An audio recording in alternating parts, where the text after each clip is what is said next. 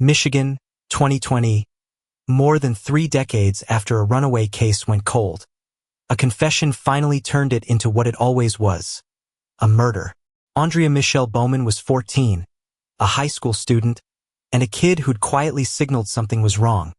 So wrong she feared going home.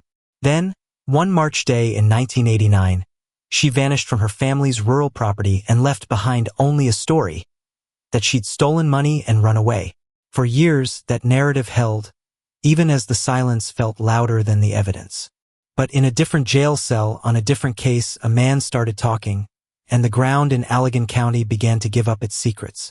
Before we begin, drop a comment with your country and the time right now. Aundria Bowman's life begins with a name most people never knew: Alexis Miranda Badger, born June 23, 1974, in New Orleans.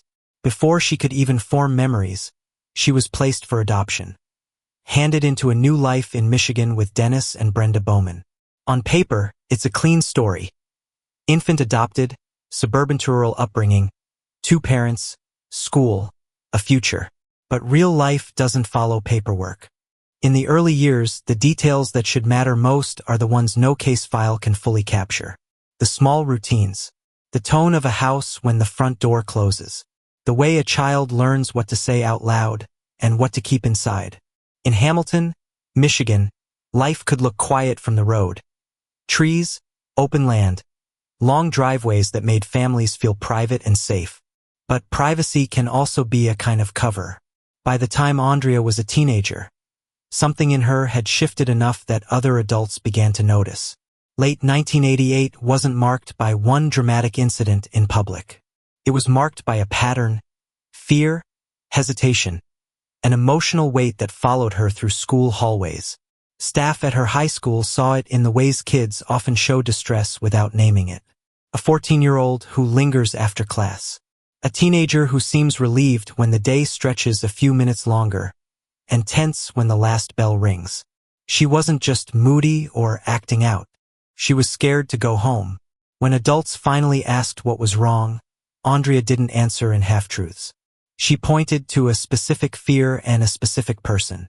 She accused her adoptive father, Dennis Bowman, of molesting her.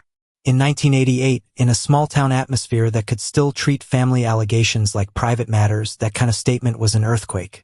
Police were contacted. An interview happened. These are the moments where systems are supposed to hold a child steady, to slow everything down and protect them while the truth is examined. But the next step tells its own story. A social worker returned Aundria to her family's residence and confronted the parents with the allegation. Dennis and Brenda Bowman denied it. They claimed Aundria's behavior came from rebelliousness, triggered by the family telling her she'd been adopted as an infant. It's a familiar defense because it reframes the child as unstable and the adults as reasonable. Turns fear into attitude. It makes a direct claim sound like teenage drama. For Aundria, that denial didn't just dismiss her. It isolated her. Because once you say something like that out loud, you can't take it back. You can't pretend you never asked for help. The air in the house changes. The silence becomes strategic.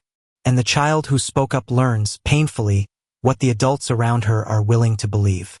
Shortly after that intervention, the Bowmans relocated to a mobile home in a rural area of Allegan County.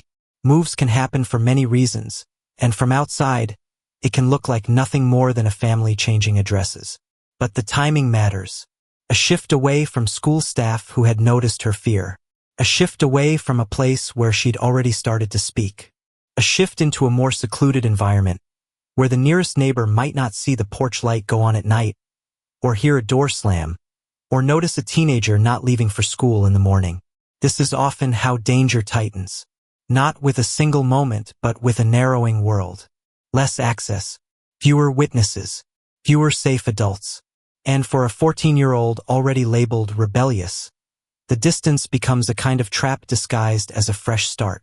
It's the kind of change that looks ordinary until you realize it also cuts off the one thing Aundria had managed to build, an exit route through other people. And in that isolation, the countdown begins, because if Aundria was trying to escape something, what happened when she no longer had anywhere to speak? The last open question hangs in the cold Michigan air. What happens to a child who tells the truth, and then gets taken back to the place she says she's afraid of? In rural Michigan, time moves differently. Roads stretch long, neighbors are distant, and what happens on private property can stay private, especially when the story comes from the person in control. In March of 1989, the days were still cold in Allegan County, the kind of early spring where winter hasn't fully let go. The ground stays hard. The wind feels sharp coming off open fields. And the quiet can feel endless, broken only by a passing truck on a county road or the creak of a trailer settling at night. On March 11, 1989, Aundria Bowman disappeared. She was 14 years old. There was no dramatic scene in a parking lot. No car found idling on the shoulder. No confirmed witness seeing her climb into a vehicle. She didn't vanish in front of a crowd. She vanished the way children often vanish when the danger is close to home, into a gap where there are no outsiders to challenge the story. At some point, the Bowmans reported her missing. That part is important because it becomes the official starting line, the moment the system begins to record what happened. But from the very beginning, the case was shaped by a narrative offered up immediately by Dennis Bowman. He claimed Aundria had stolen money from him and run away. It's a simple line, and that's why it works. It gives the disappearance a motive that feels familiar to people who don't want to imagine something worse. Teenager. Trouble. Money gone. The story lands neatly in a file cabinet labeled runaway, a category that can quietly reduce urgency. And it does two things at once. It frames Aundria as the problem, and it discourages deeper scrutiny of the last place she was known to be, home. In an instant, public perception shifts. Not an endangered child who had told school staff she was afraid. Not a teenager who had accused her adoptive father of molesting her. Instead, the shorthand becomes easier. Rebellious girl, ran off, probably come back. And the words used around a victim matter. They decide what questions get asked first, and what questions get delayed. Search efforts and attention all get filtered through that label. A runaway is often treated like a choice. A missing child is treated like an emergency. The difference between those two responses can be the difference between life and death in the first 48 hours. But in 1989, this case slid into the category that often means slower paperwork, fewer resources, and less public alarm. The rural setting added another layer. The Bowmans' move to a mobile home in Allegan County meant fewer neighbors close enough to notice daily routines. In a town or tight subdivision, people notice if a teenager stops walking to the bus stop. They notice if a light never turns on in a bedroom window. Out here, distance swallows those details. Out here, isolation can make absence invisible. Aundria's disappearance created a vacuum, and vacuums get filled fast. By assumptions, by gossip, by whatever explanation sounds easiest to accept. The runaway story settles into place. Days turn into weeks. Weeks become months. And eventually, the assumption hardens into something like truth, even when it isn't supported by anything Aundria ever said about her own life. Because when a child reports abuse, and then vanishes shortly after, the timeline itself becomes evidence. It should have forced the case into a different lane immediately. Instead, it lingered in the slow lane, where time is allowed to pass without consequence. And in that passing time, one question stayed buried beneath every report and every shrug. If Aundria didn't run away, what exactly happened on that property that never made it into the official story? Once the word runaway enters a file, it can become the whole case. Not because it's proven, but because it's convenient. It's a label that quietly tells everyone involved what to expect. A teenager who chose to leave, a family left behind, a story that might resolve itself without anyone having to dig too deep. And when that label is wrong, it doesn't just misdirect an investigation. It erases a victim in real time. In Aundria Bowman's case, that framing wasn't accidental. It arrived with a built-in explanation from the adult with the most to gain. Dennis Bowman didn't just report her missing. He offered motive, character, and conclusion in the same breath. He said she stole money. He implied she was dishonest. He implied she was impulsive. He shaped the emotional tone. Not fear, not danger, but disobedience. From that moment forward, the system had to fight uphill against the story it had already accepted.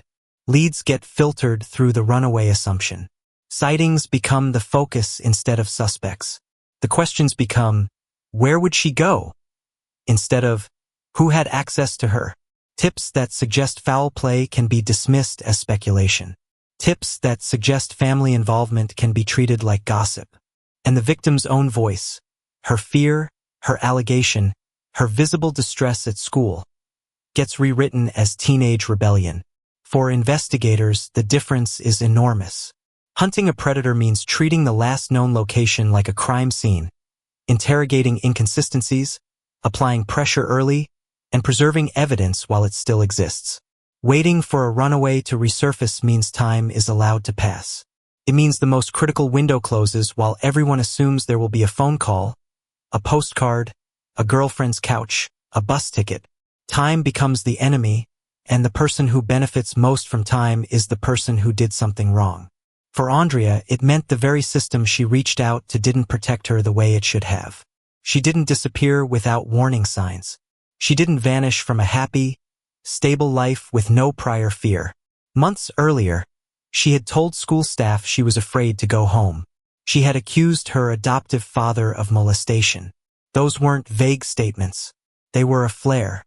But once the runaway narrative took hold, the flare was treated like a tantrum. Still, there were signs that never fully went away. People remembered. In small communities, even when the official file goes quiet, memories don't disappear. Teachers remember the look on a student's face when she's trying to decide whether to tell the truth. Friends remember the way a classmate's laugh changes, the way she becomes guarded. Someone always remembers the timing, the allegation, the move, the disappearance. The timeline itself kept whispering what the paperwork refused to shout. But years passed, and Aundria's case lived in the quiet space where missing children's faces are printed, then replaced by new faces. Posters fade. Phone numbers change. Detectives retire. Families move. Some cases survive only because a single person refuses to let the name disappear.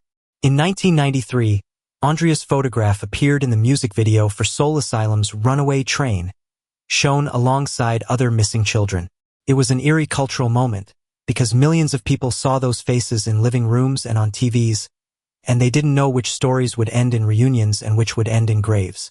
That kind of visibility should have created momentum. It should have created pressure. It should have made someone in authority look again, harder, at the last person who saw her. But the reality of cold cases is harsher than hope. Attention flickers, then fades. And in the background, Dennis Bowman continued living in the world as a father on record. Years later, when he faced court for another crime, he wrote to a judge and described himself as the father of 2 lovely daughters, as if the missing one was proof of his devotion rather than a question mark hanging over his life. It's a small detail, but it's chilling. It shows how easily a narrative can be worn like clothing. It shows how a missing child can be used as sympathy. It shows how the lie doesn't just hide the victim, it protects the person who tells it. That protection is the cruelest part. When the world believes a teenager ran away, the adults around her aren't scrutinized the way they should be. The last place she was seen isn't treated like a scene. The last person who had control over her story isn't treated like someone who may have manufactured it. And so the case sat, year after year, suspended between what Aundria said when she was alive and what others insisted after she was gone. The question wasn't whether there were clues. The question was whether anyone would ever treat those clues as urgent.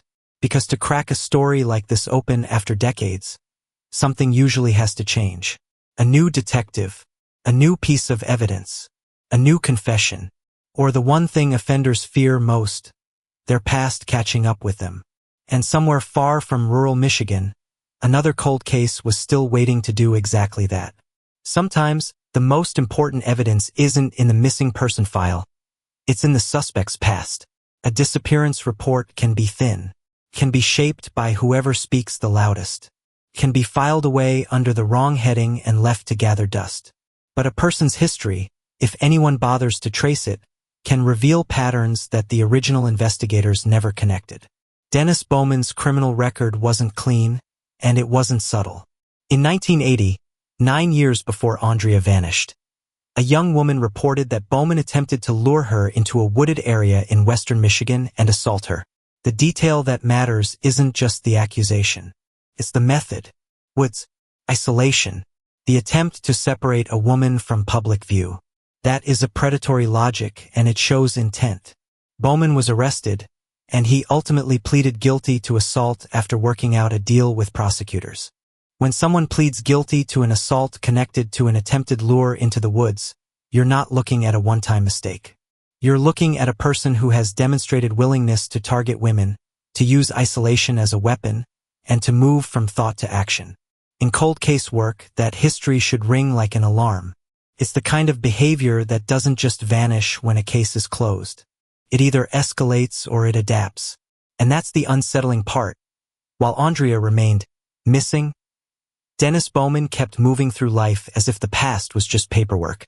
Years later, in 1998, he was arrested again. This time for breaking and entering the home of a coworker in Ottawa County. The stolen items included women's lingerie.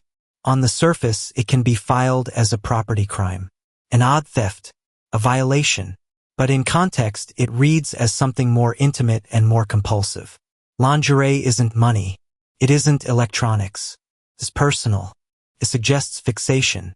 It suggests someone drawn to control and violation, even when there's no direct physical confrontation. Predatory behavior often leaves trails like that. Small crimes that look unrelated until you place them next to the larger story. A missing daughter. A past attempt to lure a young woman into the woods. A break-in for intimate items. It's not proof by itself, but it's a pattern of boundary crossing that should have kept him on law enforcement radar. Instead, Aundria's case stayed stalled beneath the runaway label. The word runaway didn't just slow down police work. It gave the community an explanation that prevented discomfort. It allowed people to say, teenagers do that.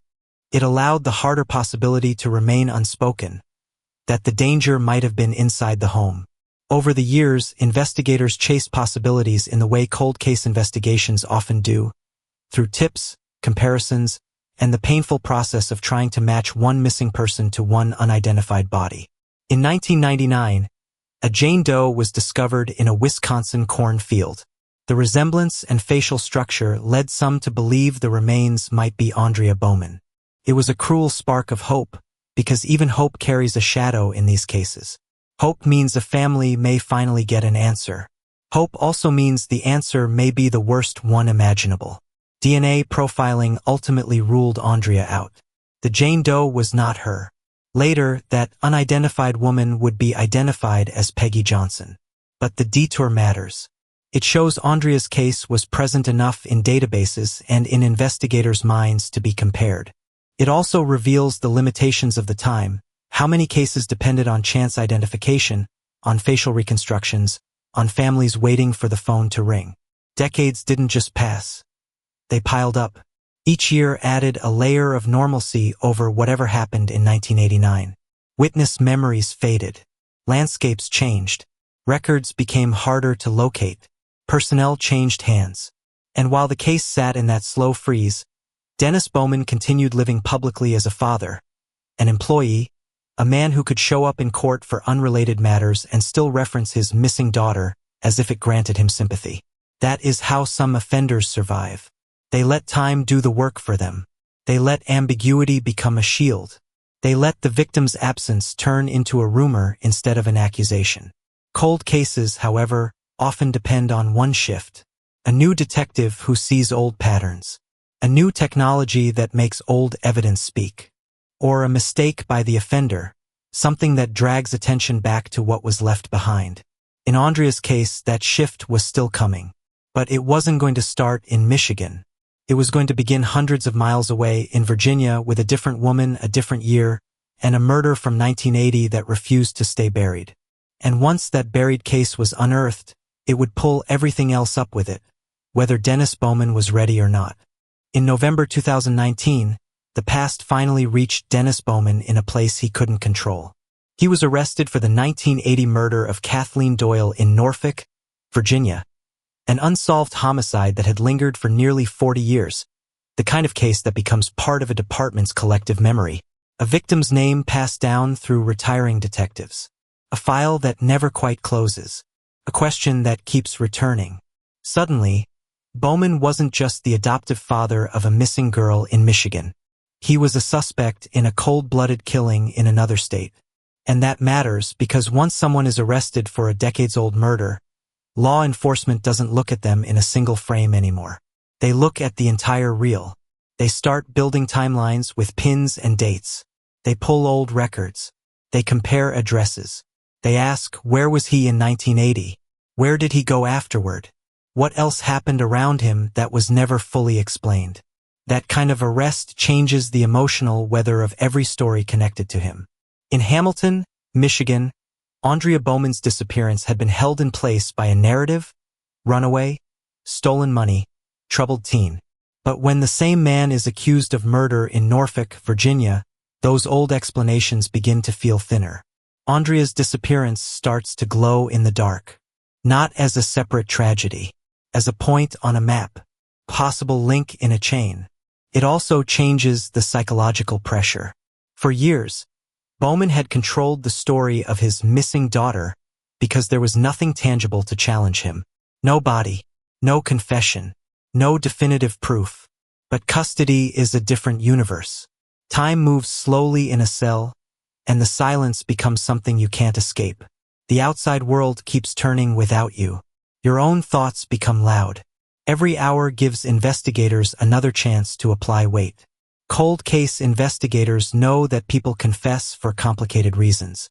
Some confess because they believe evidence is closing in. Some because they want to trade information for perceived advantages. Some because they think a partial truth will protect them from a worse outcome. Some because age, fear, or exhaustion makes old secrets feel unbearable. And some because they want control, one last chance to shape the narrative in their own words. The arrest in Virginia didn't solve Aundria's case by itself. It didn't produce her location. It didn't rewrite the files overnight. But it created the conditions that made solving it possible. It gave investigators leverage. It forced renewed attention. It gave the legal space to ask a question that had been whispered for decades, often quietly, often without proof. What if Aundria never ran away at all? Because once you accept that possibility, the whole case changes. The rural mobile home isn't just a last known address. It becomes a potential scene. The stolen money story isn't a motive. It's a cover. The teenage rebellion isn't an explanation. It's a dismissal. And now, with Bowman in custody and a murder charge hanging over him, the old story starts to crack. Not through new witnesses, not through chance sightings, but through pressure placed on the one person who had been present at the center of it all. If Aundria didn't run away, investigators needed one thing more than anything else: the truth about what happened inside that home in March 1989. And the answer, looming closer with each day Bowman sat behind bars, would come from the one person who had always known exactly where it was buried. Early February 2020. The headline breaks like a crack in ice. Dennis Bowman confessed. Not to Kathleen Doyle first, but to something even closer to home. While incarcerated and facing the weight of another cold case, he told police he had murdered his adopted daughter, Aundria Bowman. In an instant, a missing person case that drifted for more than 30 years snapped into focus as homicide. The label that had shaped everything, endangered runaway, collapsed under the force of a single sentence. For anyone who had followed the case, it was both shocking and painfully unsurprising. Because the timeline had always been loud. The allegation in 1988. The move. The disappearance in March 1989. The story told by the adult who stayed behind. Now, at last, the truth was being spoken by the same mouth that had told the lie. But investigators know a confession is not the end. It is a doorway. Words have to become evidence. Details have to be tested. A confession has to match reality. And reality had been sitting under 3 decades of weather, construction, seasons, and change. Landscapes shift. Property features get altered. People move. Trees grow. Concrete gets poured. And physical evidence, if it exists, becomes harder to find the longer time passes. So the job changed overnight. It wasn't only about believing him or not believing him. It was about locating Aundria, recovering her, confirming identity, building a case that would stand in court. And for the people who loved her, those who never stopped wondering, the job was also about answering the most brutal question in any disappearance. Where has she been all this time? Then came the next shock. Several days after Bowman's confession, law enforcement announced that skeletal remains had been recovered in Allegan County, in the area near the Bowman home, specifically in Monterey Township. The detail that landed like a weight was how the remains were concealed, beneath a thin layer of cement.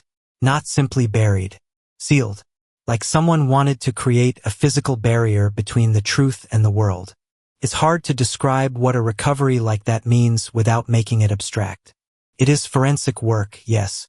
It is a scene. It is evidence bags and careful documentation.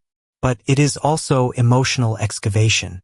Because every fragment pulled from the earth carries a second set of questions, ones that live outside the courtroom. How long had she been there? How close had people been walking past without knowing? How many summers had come and gone over that patch of ground? How many ordinary days had passed while a missing child's answer sat a few feet below the surface? And how many times had the runaway story been repeated? By officials, by neighbors, by people who simply accepted the easiest narrative, while the truth remained sealed under cement. In cold cases, the recovery is often the moment when denial becomes impossible. When theories collapse into fact. When the story stops being maybe. It becomes physical. It becomes real. And then science closed the loop. DNA testing confirmed the remains were Aundria Bowman. After 3 decades, she wasn't missing anymore. She was found. That confirmation reshapes time. It pulls 1989 into 2020 like a tether snapping tight. It forces a reckoning not only with Dennis Bowman's actions, but with the failures around the case. How quickly a child's fear was minimized. How readily her voice was rewritten. How easily a predator-friendly label was accepted. Police later stated that Bowman confessed to striking Aundria, causing her to die from a head injury. He also admitted to dismembering her body with an axe and machete. Even when those facts are delivered in a calm, procedural tone, they land with a kind of stunned silence, because they retroactively contaminate every detail of the original narrative. The stolen money story, the runaway label, the idea that she simply walked away. All of it becomes not just wrong but weaponized, a cover story built to buy time and erase suspicion. And the cruelty of it reframes Aundria's last months. It reframes her fear at school. It reframes the alleged abuse report. It reframes the relocation to rural Allegan County. It suggests the danger wasn't out on the roads. It was behind the front door. Even with the confession and the recovery, one question still burns because it isn't answered by an arrest or a sentence. It's answered only by looking at the past honestly. Why did it take 30 years for anyone to finally listen to who Aundria said she was? An endangered child, not a runaway? Because as the evidence finally surfaced, another truth surfaced with it. The system didn't just miss Aundria. It misread her. And that misreading gave her killer decades of silence to hide behind. By May 2020, Dennis Bowman was formally charged with Aundria's murder. It was a stark, official sentence, written in legal language, but it carried a moral weight that had been missing from the file for decades. The state was finally saying out loud what the paperwork had avoided since 1989. This wasn't a disappearance. It was homicide. But justice in long cold cases moves in a different rhythm. It doesn't crash in like a dramatic ending. It arrives in steps. Charging documents, hearings, extradition logistics, court dates that sit months apart. Every detail has to be preserved and explained. Every claim has to be supported. Investigators and prosecutors have to rebuild a story that time tried to erase. Bowman was now facing consequences on multiple fronts. In Virginia, the case that pulled him into custody in the first place, the 1980 homicide of Kathleen Doyle in Norfolk, moved forward. He ultimately pleaded guilty in that case and received life sentences. That outcome matters because it shows a wider pattern, not a single isolated crime. It also meant that even if the Michigan case became complicated, he was no longer walking free. In Michigan, the Aundria case pressed toward resolution through the courts. And the courts have their own cold logic. They are built to prove specific elements beyond a reasonable doubt. They are not built to restore decades of lost time. They are not built to give a family the life that was stolen. What they can do is put responsibility on paper and attach punishment to a name.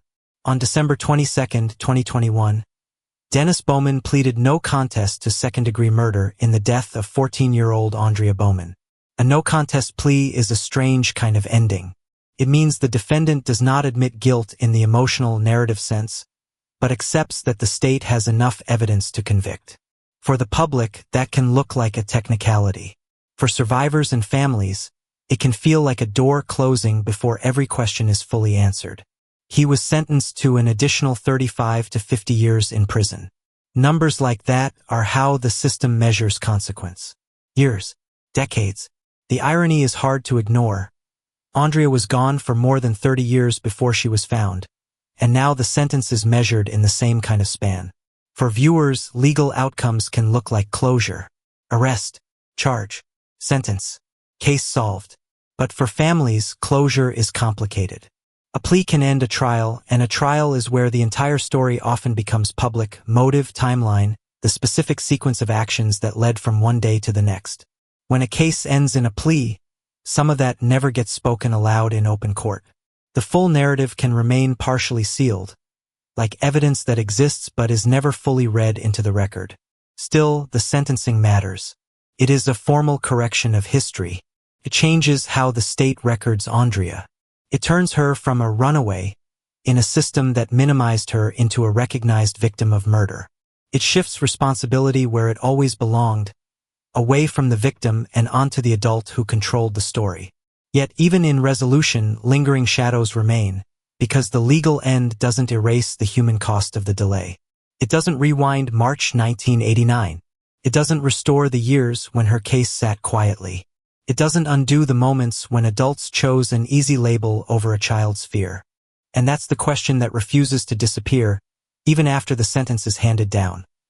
How many opportunities were missed in 1989, and how many times did someone's rebellious teen label override a child's plea for safety, before the truth finally had nowhere left to hide? Aundria's story carries a second identity from the beginning: Alexis Miranda Badger, a child born June 23, 1974, in New Orleans. It's a detail that changes the emotional gravity of the case, because it means her life began with separation before it ever reached Michigan.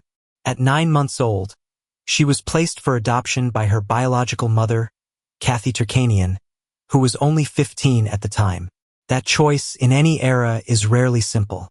It is usually a mix of pressure and circumstance, fear and hope. A young mother believing that another family might offer stability, safety, and a future she can't yet provide. And for many children, that is what adoption is meant to be. Clean start, a home that protects, a system built, at least in theory, around the child's best interest. But adoption can also create a sealed world.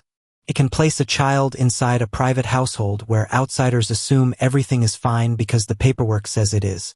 In Aundria's case, that sealed world became a closed door behind which harm could hide. The public story was adopted as an infant. The private reality, according to Aundria's own words, was far darker. When she reached her teen years, she did something children in unsafe homes often struggle to do. She tried to tell someone. She showed fear at school. She expressed that she did not want to go home. And when pressed, she didn't speak in vague accusations. She named the person she feared, her adoptive father, Dennis Bowman. She said he was molesting her. That should have triggered a powerful protective response. The kind that removes the child from the environment until the truth is established. The kind that treats the allegation as a potential emergency, not a family conflict. Instead, after police interviews and confrontation, she was returned to the same home. The adults denied the allegation and reframed her distress as rebelliousness, connected to the family's disclosure that she had been adopted. What makes that moment so haunting is how familiar it is in cases where children report abuse. The child speaks. The adults deny. The system, designed to investigate, sometimes defaults to the path of least resistance, especially if there is no visible injury, no immediate confession, no perfect evidence. And then the child is sent back. The danger remains. But now the child's attempted escape route is damaged. because she has learned what happens after she tells the truth. Aundria disappeared soon after. And once she was gone, the system made a second critical mistake. It accepted the runaway narrative. That label did more than shape police work. It shaped public empathy. It altered how urgent the case felt. It allowed the community, and perhaps even officials, to interpret her disappearance as a choice rather than a crisis. And it allowed the person who would later confess to murder to remain, for decades, as the father of a missing girl. Years later, Aundria's biological mother re-entered the story through science. In 1999, when a Jane Doe was found in a Wisconsin cornfield and there was speculation that the remains might be Aundria, Kathy Turkanian provided DNA that helped rule Aundria out. That's not a small moment.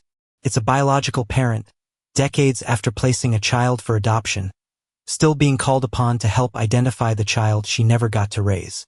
It is a kind of grief that doesn't end. Even when the answer is not her, the process forces you to imagine what if it is. And then, in early 2020, the cruel twist arrived. After Dennis Bowman confessed and remains were recovered in Allegan County, DNA was used again, this time to confirm what everyone feared. The remains were Aundria. The same science that once said, not her, finally had the power to say it is. And that confirmation didn't just identify bones. It identified the scale of the failure. It proved that the story had been wrong for decades, and that the truth had been held in place by denial, misclassification, and the quiet ease of believing a child simply ran away. This chapter isn't just about a crime. It's about systems. It's about schools that noticed fear but could not protect beyond the report. It's about social services that confronted an allegation but still returned a child to the environment she named. It's about policing categories that can turn endangered children into runaways and reduce urgency with a single word. When national documentary coverage came later, segments on Inside Edition, coverage on Oxygen, and eventually the Netflix documentary Into the Fire, The Lost Daughter, it wasn't simply retelling tragedy for an audience.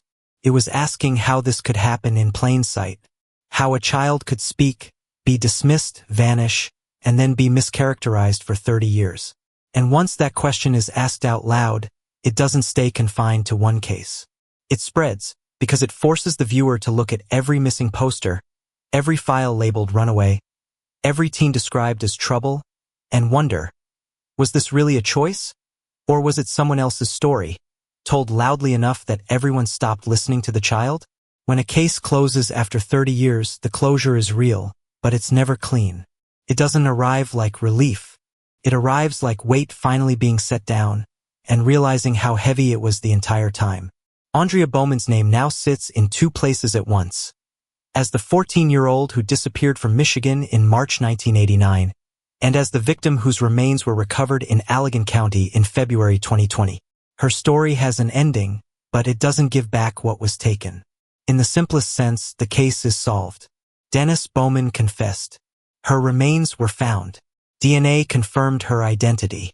Charges were filed. A sentence was handed down. Those facts matter because facts are what prevent a person from disappearing twice, once from the world, and again from the record. But the emotional truth of the case rests in what happened before the resolution. The decades where she was described as a runaway. The years where the most important part of her story, her fear, was treated like attitude. The long stretch of time where an adult's narrative became more believable than a child's alarm. Now the public knows what the file avoided for years. Dennis Bowman wasn't simply an adoptive father left behind by a missing daughter. He was a man with a record of predatory behavior. A man who would later be arrested for the 1980 murder of Kathleen Doyle in Norfolk, Virginia. A man who used a runaway story as camouflage. And that knowledge forces a harder realization. The community's acceptance of the narrative didn't just slow the case. It helped him. That's the part that stings, because it's not about blaming ordinary people for not knowing what they couldn't prove. It's about understanding how easily we accept the simplest explanation when the alternative is too horrifying. A teenager steals money and runs away is easier to imagine than a child being harmed inside her own home. Rebellious is easier to say than endangered. Those words become shortcuts, and shortcuts become blind spots. Aundria's legacy, then, is not only in the courtroom outcome. It's in the way her story reshapes how people view missing child cases, especially cases stamped too quickly with labels that reduce urgency. When a kid says, "I'm afraid," that is data. When a kid reports abuse, that is evidence that must be treated with seriousness, even if it's uncomfortable. When behavior changes sharply, anger, withdrawal, acting out, that may be survival language, not defiance. Her case leaves a challenge to anyone listening. What would you do if someone around you was labeled trouble, but their fear looked real? Would you dismiss it as teenage drama? Or would you hold on to that discomfort long enough to ask better questions? Would you accept the story that keeps things calm, or the one that might keep someone alive? Aundria didn't get to grow up. She didn't get to become the adult she might have been, with a life beyond the label placed on her. But the fact that her case is finally told correctly, finally recorded as murder, finally connected to the person responsible, gives her story a power that many victims are denied. It becomes a warning and a lesson, not just a tragedy. And still, even now, one haunting loop remains, because it isn't only about Aundria. It's about what her case represents. If the truth was under cement the whole time, hidden in the same county, near the same home, for years, then what else do we walk over every day without seeing? Aundria Bowman's case ended the way too many cases begin. An adult story overpowering a child's truth. For decades, the system treated her disappearance like a choice, not a danger, and the word runaway became a shield for the person who should have been scrutinized first. In Hamilton, Michigan, that single label softened urgency, redirected attention, and allowed the most important detail, Aundria's fear, to be filed as attitude instead of evidence. But history has a way of resurfacing, even when it's been pushed down for years. In November 2019, Dennis Bowman was arrested for the 1980 murder of Kathleen Doyle in Norfolk, Virginia.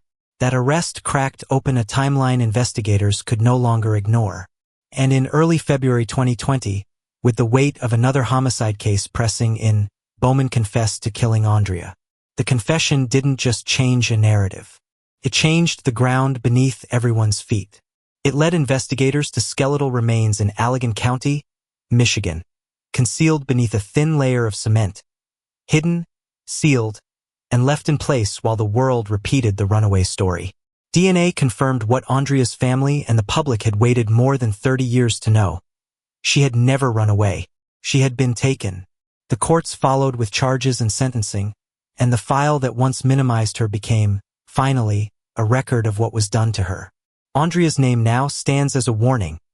Listen when a child says they're afraid, because sometimes the difference between rebellious and endangered is life itself. If this case moved you, take a second to share your thoughts in the comments below. Every story deserves to be remembered.